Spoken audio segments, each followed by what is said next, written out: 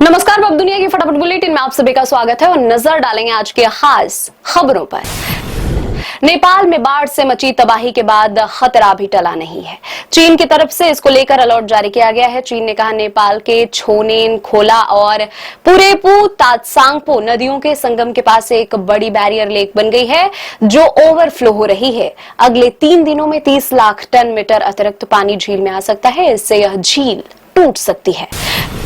नेपाल में आई बाढ़ में फंसे 21 भारतीय लोगों को बचाया गया। 290 के करीब भारतीय अब भी लापता बताए जा रहे हैं। बचाए गए लोग तमिलनाडु के रहने वाले हैं। विदेश मंत्रालय ने कहा तिब्बत में अब भी 200 भारतीय फंसे हुए हैं। नेपाल में अचानक आई बाढ़ से उत्पन्न स्थिति पर विदेश मंत्रालय ने कहा संकट की इस घड़ी में भारत नेपाल के साथ कंधे से कंधा मिलाकर खड़ा है। कहा भारत नेपाल को और अधिक राहत सामग्री भेजने पर विचार कर रहा है। केरलम सरकार की एजेंसी नोरका रूट्स के मुताबिक नेपाल में विनाशकारी बाढ़ के बाद केरलम के बच्चों समेत करीब 53 लोगों के नेपाल में फंसे होने का अनुमान है। ये एजेंसी विदेशों में रहने वाले केरलम वासियों से जुड़े मामलों और उनके कल्याण से संबंधित सेवाओं का समन्वय करती है। तिब्बत में हिमनद के ढहने से बुधवार को चीन और नेपाल के सीमावर्ती क्षेत्र में अचानक भीषण बाढ़ आई, जिसमें अब तक करीब 200 लोगों की मौत हो चुकी है। 1500 से अधिक लोग लापता हैं। इनमें 30 से ज्यादा देशों के नागरिक शामिल हैं।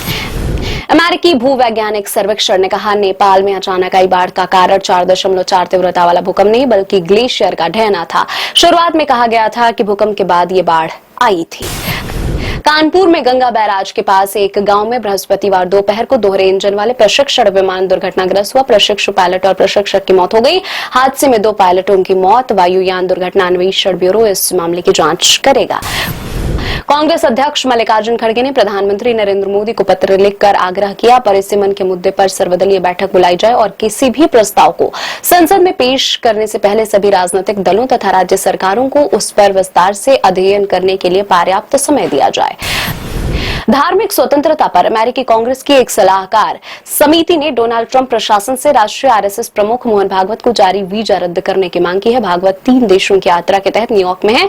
भागवत 29 अगस्त को मैडिसन स्क्वायर गार्डन के इन्फोसिस थिएटर में यूनिवर्सल वननेस सेलिब्रेशन को संबोधित करेंगे। नेपाल में आई बाढ़ के बाद एक और परेशान कर देने वाली खबर सामने आ रही है। अब हिंद कुश के ग्लेशियर के पिघलने की रफ्तार 2 गुनी हो गई है।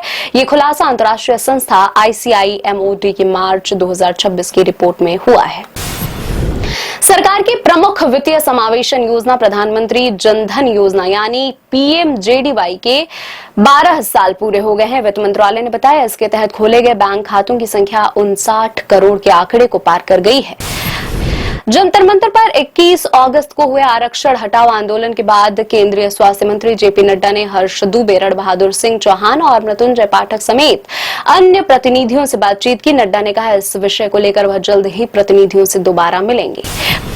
प्रधानमंत्री नरेंद्र मोदी ने ओलंपिक में शामिल आधे खेलों में भारत की भागीदारी नहीं होने पर अफसोस जताया। कहा देश की पदक संख्या तभी बढ़ सकती है जब सर्फिंग और सपोर्ट क्लाइंबिंग जैसे उन खेलों में भी भारतीय खिलाड़ियों को तैनात हो जिसमें अब तक उन्होंने हिस्सा नहीं लिया है। कांग्रेस ने त्योहारों से पहले चीनी की कीमत में बढ़ोतरी को लेकर बृहस्पतिवार को नरेंद्र मोदी सरकार पर निशाना साधा और आरोप लगाया।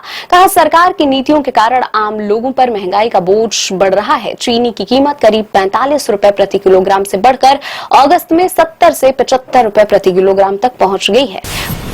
पश्चिमी दिल्ली के तिलक नगर इलाके में दिल्ली विश्वविद्यालय की 21 वर्षीय छात्रा की उसके घर पर एक परिचित ने कथित तौर पर चाकू घोंपकर हत्या कर दी। पुलिस को संदेह है कि आरोपी आकिब और इमरान पीड़िता के किसी अन्य व्यक्ति से बात करने से नाराज था।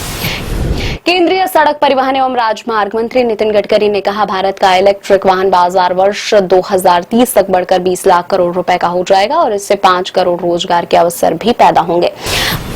पाकिस्तान में जन्मे यूएई के बल्लेबाज आसिफ खान पर पिछले साल प्रतियोगिता के इतर किए गए डोप परीक्षण में प्रतिबंधित एनाबॉलिक स्टेरॉयड के लिए पॉजिटिव पाए जाने के बाद 15 महीने का प्रतिबंध आसिफ के 8 सितंबर 2025 को किए गए परीक्षण में मेस्टेरोलोन के मोटाबोलाइट की पुष्टि हुई थी। शेयर बाजार में गिरावट का दौर जारी। बीएसई सेंसेक्स 539 अंक टूटकर 76,934 अंक पर हुआ बंद। निफ्टी निफ्टी भी 117 अंक गिरकर 24,091 अंक पर रहा। अमेरिकी मुद्रा डॉलर के मुकाबले रुपए में 10 पैसे की गिरावट। भीषण बाढ़ के बीच नेपाल में फंसे बंगाली एक्टर खरज मुखर्जी और उनकी पत्नी परिवार ने बताया दोनों सुरक्षित हैं। एक फिल्म की शूटिंग के लिए नेपाल गए थे खरज मुखर्जी। कैलाश मानसरोवर की यात्रा पर गए अंकुर रतन भी हादसे की चपेट में आने से बचे। प्राइम वीडियो की फिल्म डोंट बी शाय का टीजर हुआ रिलीज। फिल्म में आरुषि बजाज, पीयूष खाटी, बियांका अरोड़िश और अंश दुग्गल आएंगे नजर। आलिया भट्ट के प्रोडक्शन हाउस में बनी है फिल्म। 25 सितंबर को प्राइम वीडियो पर रिलीज होगी ये फिल्म।